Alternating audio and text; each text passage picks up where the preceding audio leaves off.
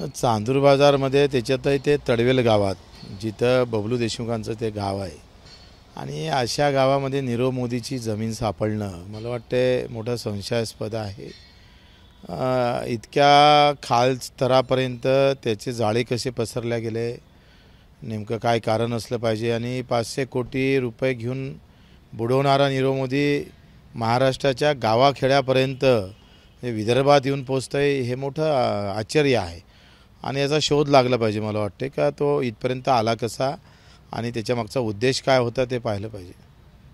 शेतकऱ्यांचा आरोप आहे की बँक आम्हाला एकरी 3000 कर्ज देते म्हणे, पण मोदी सारख्या माणसाला 9-9 लाख रुपये देते, ते अर्ध्या एकराचे। अर्ध्या एकरावर 9 लाख दिले कसे आणि त्या चौकशी त्या बँक अधिकाऱ्याची झाली पाहिजे।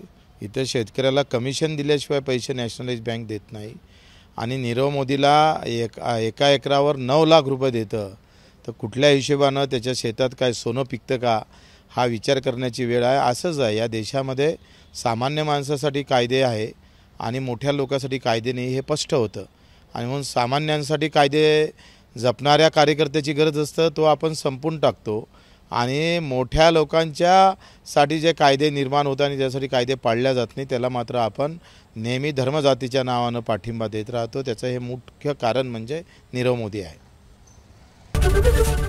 एबीपी माझा, उघडा डोळे बघा नीट।